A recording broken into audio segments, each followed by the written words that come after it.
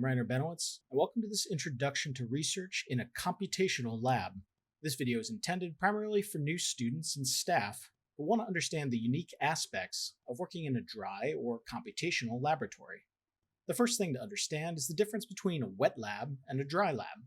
When you think of scientific research, most likely you're picturing a wet lab in your mind. These labs are set up for manipulating liquids, biological matter, and chemicals. On the other hand, a dry lab is focused on computation, physics, and engineering. Diving a little bit deeper, a wet lab typically has a life science focus, with activities including tissue culture, pathology, cell biology, molecular biology, organic chemistry, and physical chemistry. Many of the experiments involve liquids, and thus the term wet lab. These labs will be equipped with a variety of other pieces of equipment that you wouldn't find in a dry lab. For example, drain and vent services, chemical fume hoods, and surface materials that are wholly resistant to chemicals and bacteria. Wet labs also usually constitute a carefully controlled environment, where you're able to test new technologies and products in a controlled way without risking the safety of researchers or patients. Looking more closely at a dry lab, these are designed primarily to perform any kind of computational or applied mathematics to solve complex problems. Here, the laboratory equipment is usually focused more on electronics, and possibly other basic dry materials that need to be stored. Typically, dry labs focus on computer-assisted experiments that involve computer programming and the development of theory and methodology for the analysis of various types of data. In contrast with wet labs, dry labs tend to be cost-effective and easily accessible, perhaps with the exception of expensive and delicate computer or other electronic equipment.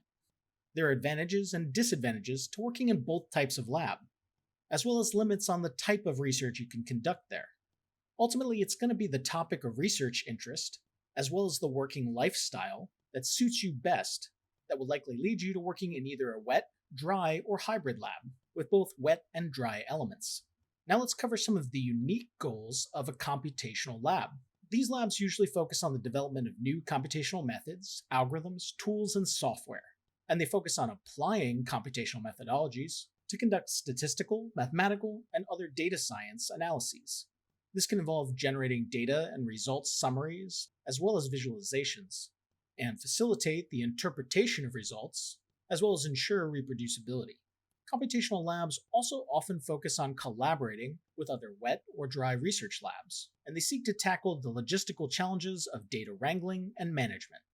Now let's take a broad look at some of the general objectives in methodological research. First and foremost, we want our methodologies to be effective in terms of addressing whatever problem they're targeting. We also want our methods to be innovative, reproducible, accessible, flexible and adaptable, be able to be applied or run quickly, and scale up to problems of increasing size and complexity. We also want our methods to be interpretable and ultimately easy to use. Ideal new methods would have all of these characteristics, but often there are going to be trade-offs between them. Personally, when I think about developing new computational methods, I generally prioritize the objectives from effective, following the arrows all the way to ease of use. Let's take a closer look at these computational objectives. First, we have effective. Does the method achieve its stated purpose? Also, does it function better or comparably to other state-of-the-art methods? And do we know and can we understand the limitations of our approach? Moving on to innovative, we can ask, does the method tackle some new problem or challenge? Also, does the method adapt an idea from some separate field in a novel way? And also, does the method represent more than some incremental improvement of an existing approach? Next, we have reproducible. And by this I mean, can the same results be obtained when applying the method in the same way? Furthermore, is the method accessible and easy to use enough for others to go about replicating the application of the method themselves? In terms of accessible, we can ask, what's the skill level required to implement and/or use the method? And can we or is the method incorporated into established packages or software to make it easier to use? Also, are code updates or fixes identified with version control, for example, Git? And are these updates and fixes made aware to the user base, for example, through GitHub? Furthermore, do potential users have the ability to download the method, in other words, is this code or software open source, or obtain or access the hardware that might be required to use the method? And lastly, has the method or software been disseminated or communicated to others? Are they even aware that it exists or is available? Elaborating briefly on the term open source, this refers to software with source code that anyone can inspect, modify, and enhance. Open source software is seen as promoting use for the common good, and some funding sources require that methods are developed and disseminated in an open source manner. When you make your code available to the world, it should be tagged with some sort of license that defines how it can be used. For example, a GPL 3.0 license means that the code or software is completely open source, and that everything that uses that code or software must also be open source itself. Alternatively, an MIT license means that businesses can put that code into projects that they create and sell without making their own code or even that part of the code open source. Moving on with computational objectives, by flexible and adaptable, I'm asking, can the method accommodate different kinds of data, challenges, or problems in different fields? And can others make changes or improvements to the method without implementing it from scratch? For this, your method should be well annotated and include documented code. Also, code should be modularized to maximize its reusability, for example, through the use of object-oriented programming. When we talk about speed and scalability, we ask, is the method implemented in the most computationally efficient manner with respect to resources such as CPU, RAM, and ROM? Also, can the method be implemented using parallel computation, with either CPU or GPU parallelization? And how does the method perform with respect to either efficacy and efficiency as the size of the data or the complexity of the problem increases? With respect to interpretable, we ask, can we clearly understand the output or results generated by the method? And if part of the output is a predictive model, can we clearly understand how predictions were made? Furthermore, is the method itself understandable? Can we improve how we communicate or disseminate this information better? And lastly, ease of use. Here I mean, does the method have many configurations or hyperparameters that a user must understand how to set in order to be able to use the method effectively? Also, are there use cases available as examples or a README or user's guide to help those that are new to using the methodology? Furthermore, is the method usable by those with and without coding experience? This could be facilitated, for example, with some kind of graphical user interface, or GUI. And as mentioned before, has it been incorporated into other software or packages that are well known and easy to use themselves? Now let's outline some of the typical skills that would be useful to learn or develop further if you get involved in research in a computational lab.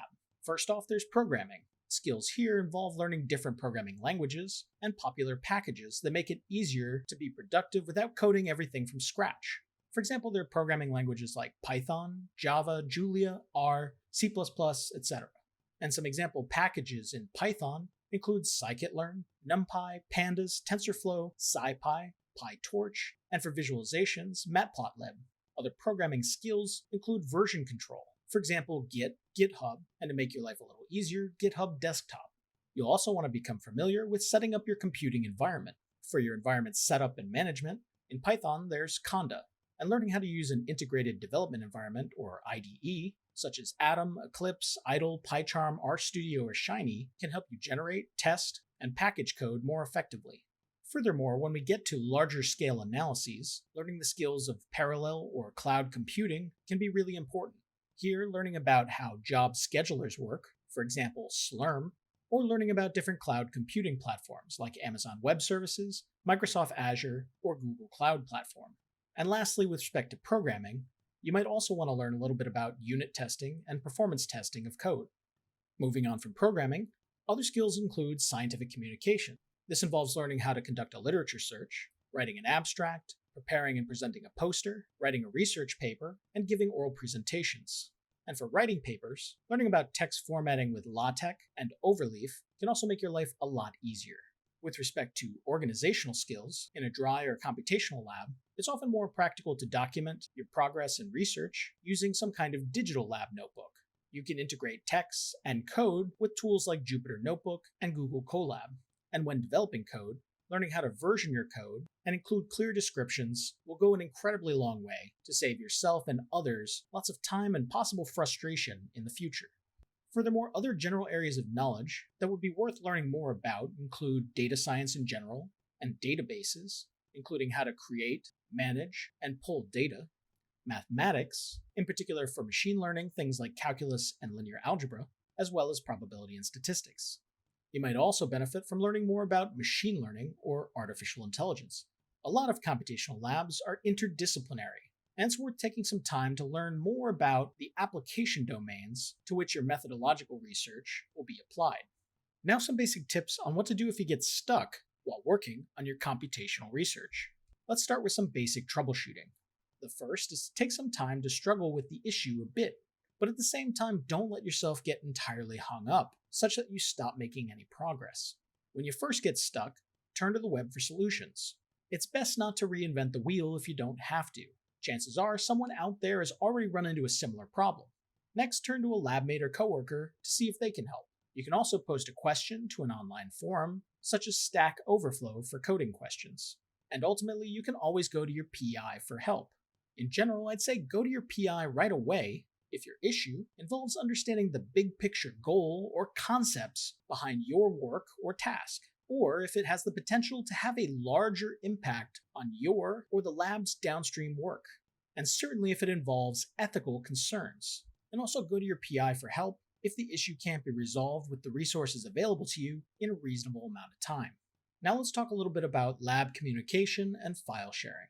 In a computational lab, besides meeting in person, it's typical to communicate through email or other software like Microsoft Teams or Slack.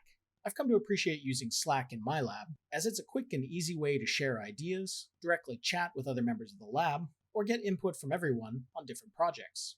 If your lab's big enough to require tools for project management, you might start using GitHub Issues for managing coding projects, or look at more generalizable project management software like Monday.com.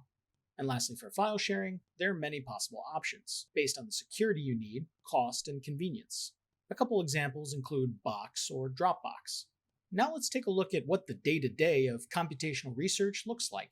It involves learning, including the reading of primary research articles, review papers, textbooks, online tutorials, Wikipedia, and more. It can involve watching educational videos or recorded talks, for example on YouTube. It can also involve attending seminars or open lectures at your institution. With respect to thinking, we brainstorm, troubleshoot, invent, and evaluate. We also try to identify overlooked issues and ask new research questions. We also think about revising our questions, as well as revising the approaches or methodologies we're working on. A typical day can also often involve coding, including the development and testing of new methods or algorithms, debugging, expanding or improving existing algorithms or software, and building analytical pipelines. When it comes to applying our methods, we might also spend time working with data and analyses. This can include data wrangling, which can involve storing, formatting, integrating, and managing data in general, or applying methods to run new analyses, and reproducing results or rerunning analyses. A typical day also involves teamwork, with meetings between lab mates, one-on-ones with the PI, and discussions with collaborators. In terms of disseminating research, we might work on summarizing progress and results, writing publications, documentations, or grants, or preparing posters or slides for oral presentations. And lastly, time every day should be set aside to keep organized, where we want to document our progress and identify troubleshooting or challenges that we came across and how they were overcome. This can also involve creating new documentation for the lab as educational resources for new students and staff that join later, and making sure that our code updates are versioned and include clear descriptions of how that code was updated and its current status. Lastly, before your time comes to an end in a computational research lab, perhaps due to some new opportunity, the end of an internship, or graduation, make sure to organize and make accessible all of your completed work and work in progress. Make sure all of your research, educational, and resource materials are clearly organized and saved or stored according to the lab's standards.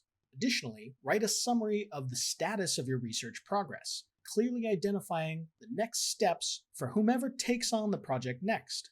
In doing so, ask yourself what would some new student or staff need to get going on the project. Doing this helps to ensure the reproducibility of your work and continue the momentum of the lab's research as a whole.